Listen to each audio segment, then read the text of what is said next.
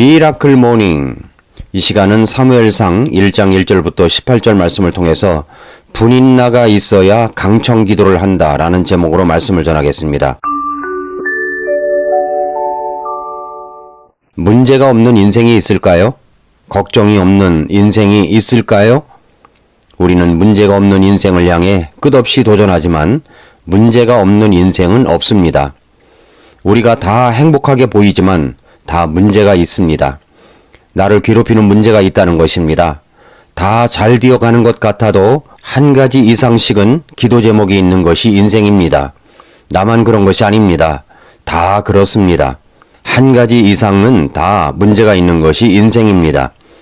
개인의 문제가 있고, 가정의 문제가 있고, 자녀의 문제가 있고, 직장의 문제가 있고, 사업의 문제가 있습니다. 영적인, 혼적인 문제가 있고, 육신의 문제가 있습니다. 문제가 없는 인생은 없습니다. 나는 다 되었다. 나는 문제가 없다.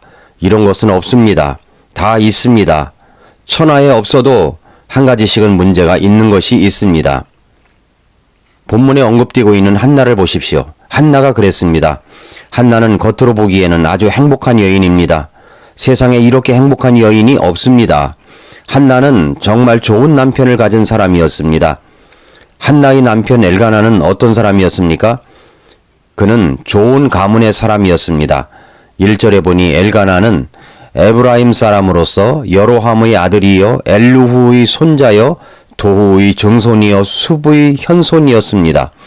누구의 아들, 누구의 손자, 누구의 현손, 족보가 복잡한 것을 미루어 좋은 가문의 사람이라는 것을 알 수가 있습니다. 또한 그는 재물이 있는 사람입니다. 그에게는 두 아내가 있었는데 하나는 한나요, 다른 하나는 분인나입니다. 아내가 둘인 것으로 보아 재물도 있는 사람입니다. 셋째로 그는 신앙이 있는 사람입니다. 매년마다 하나님 앞에 희생 헌물을 드리러 실로에 갔습니다. 신앙이 좋은 사람이었습니다. 하나님을 잘 경외하는 사람입니다. 이만하면 나무랄 데가 없는 신랑입니다. 가문 좋습니다. 재물 좋습니다. 신앙도 좋았습니다. 또한 그는 한나를 지극히 사랑해 주었습니다. 본문 말씀 사무엘상 1장 5절에 보면 한나에게는 상당한 몫을 주었으니 이는 그가 한나를 사랑하였기 때문이라고 했습니다. 한나에게는 재물의 분깃을 상당한 몫을 주었습니다. 1장 8절에서 이에 그녀의 남편 엘가나가 그녀에게 이르되 한나여 어찌하여 우느냐 어찌하여 먹지 아니하느냐 어찌하여 당신의 마음이 괴로우냐 내가 당신에게 10 아들보다 낫지 아니하냐 라고 말씀하고 있는 것처럼 한나를 지극히 사랑했습니다. 이 정도가 되면 한나는 아주 행복한 여인이 아닙니까? 그런데 한나는 정말 행복했습니까? 아닙니다. 한나에게도 큰 문제가 있었습니다. 그러기 한나는 결코 행복하지 않았습니다. 고민이 있었습니다. 더군다나 그는 괴롭힘을 당하고 있었습니다. 7절을 보면 그녀가 주의 집에 올라갈 때 해마다 그가 그와 같이 함으로 분인나가 그녀를 자극하니라. 그러므로 그녀가 울고 먹지 아니하니 라고 했습니다. 다시 말해서 분인나가 한나를 자극했다는 것은 괴롭혔다는 말입니다. 말로 괴롭혔다는 말이죠. 말로 괴롭힘을 당했다는 것입니다. 한나는 분인나로 인하여 행복하지도 않은데 고통스럽기까지 했습니다. 한나에게만 이런 일이 있을까요? 아닙니다. 사실 우리들도 문제가 다 있습니다. 고통이 다 있습니다. 분인나가 있습니다. 어떤 사람 때문에 오는 고통이 있습니다. 어떤 사건 때문에 오는 고통이 있습니다. 아니, 자기 자신 때문에 오는 고통도 있습니다.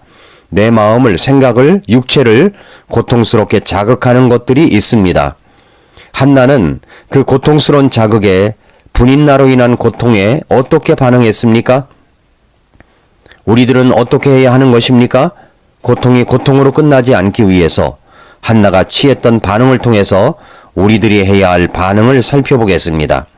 첫째로 한나는 쓰라림을 주님께 가져갔습니다. 10절에서 그녀가 혼이 쓰라림 가운데 주께 기도하고 심히 통곡하며 라고 했습니다. 그 쓰라림을 주님 앞에 가져갔습니다. 여러분의 쓰라림이 무엇입니까? 여러분의 고통이 무엇입니까? 여러분을 고통스럽게 자극하는 그것이 무엇입니까? 그것을 주님께로 가져가십시오. 두 번째로 그녀는 통곡하며 기도했습니다. 10절에 그녀가 혼이 쓰라린 가운데 주께 기도하고 심히 통곡하며 통곡이라는 것이 무엇입니까? 사전적 정의는 소리를 높여 슬피 우는 것입니다. 말 그대로 소리를 높여 슬피 우는 것입니다. 그 말대로 눈물의 기도를 드렸습니다. 고통이 크면 통곡이 나옵니다. 고통이 크면 눈물이 나옵니다. 예레미야 선지자도 이렇게 말했습니다. 예레미야애가 3장 49절에서 내 눈에서 눈물이 줄줄 흘러 그치지 아니하고 쉬지도 아니하되 라고 했습니다. 시편 6편 6절부터 7절에 보니 내가 신음함으로 피곤하며 밤새도록 내 잠자리를 띄우고 눈물로 내 침상을 적시나이다. 내 눈이 고통으로 인하여 소멸되어 싸우며 내 모든 원수로 인하여 노쇠해지나이다 라고 했습니다. 한나는 어떤 마음으로 기도했습니까? 16절을 보시면 당신의 여종을 벨리알의 딸로 여기지 마소서 내가 지금까지 많은 원망과 슬픔 속에서 말하였나이다 하매 라고 했습니다. 많은 원망이 그녀의 마음속에 있었습니다. 슬픔이 있었습니다. 고통이 크십니까? 장벽에 쌓여 있으십니까? 그렇다면 한나처럼 기도하십시오. 하나님 앞에 엎드려 기도하십시오. 셋째로 그녀는 서원 기도를 드렸습니다. 1장 11절에 서원하여 이르되 오 만군의 주여 만일 주께서 참으로 주의 여종의 고통을 돌아보시고 나를 기억하시며 주의 여종을 잊지 아니하사 주의 여종에게 사내 아이를 주시면 내가 그의 평생토록 그를 주께 드리고 삭도를 그의 머리에 대지 아니하겠나이다 하니라 라고 했습니다. 고통 때문에 시작한 기도였습니다. 그러나 그는 분풀이를 하기 위해서 기도한 것이 아니었습니다. 그는 주님의 영광을 위하여 기도했습니다. 처음에는 고통 때문에 그 고통을 이기기 위해서 기도를 합니다. 그런데 기도하다 보면 고통을 잊고 주님만 보이게 됩니다. 그리고 나도 생각할 수 없는 기도의 내용들이 바뀝니다. 넷째로 그녀는 계속 기도를 했습니다. 기도는 이벤트가 아닙니다. 기도는 하나의 행사가 아닙니다. 기도는 하나님께 드리는 우리들의 마음입니다. 12절에 이렇게 말씀합니다. 그녀가 주 앞에서 계속 기도할 때에 엘리가 그녀의 입을 주시한즉 이라고 했습니다. 그녀는 계속 기도했습니다. 간절한 마음으로 그녀는 기도하고 또 기도했습니다. 마지막으로 마침내 그녀는 기도 응답을 받았습니다. 17절 18절을 보면 이에 엘리가 응답하여 이르되 평안히 가라.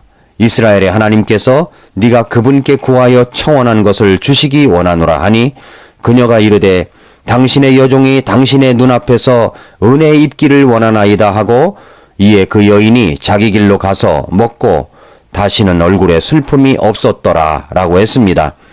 확신이 있을 때까지 기도하였고 마침내 응답을 받았습니다. 그녀의 고통은 시대를 바꾸는 시대의 인물이 태어나게 합니다. 여러분이 고통 때문에 기도하는 그 기도가 단순히 여러분의 고통 때문에 드리는 기도일 줄 모르지만 그 기도는 시대를 바꾸는 기도가 될 수 있다는 것을 잊지 마시기 바랍니다. 사랑하는 애청자 여러분, 우리는 분인나가 있어야만 기도할 때가 많습니다. 고통이 없으면 기도하지 않습니다. 엎드리지 않습니다. 때때로 우리에게 분인나가 나타납니다. 그래서 고통스럽습니다. 어떻게 해야 합니까? 한나처럼 하나님께 나아오십시오. 여러분이 있는 자리에서 여러분의 고통과 슬픔을 아뢰십시오. 계속 기도하십시오. 마침내 여러분은 분인나로 인한 감사가 나오게 될 것입니다. 마침내 여러분은 사무엘상 2장의 한나의 승리의 노래를 부르게 될 것입니다. 마침내 여러분은 그때의 내 기도가 시대를 바꾸는 기도가 되었었다고 고백할 것입니다. 여러분의 분인나는 무엇입니까? 하나님은 여러분의 신음을 들으시는 분이십니다. 오늘도 미라클 모닝입니다.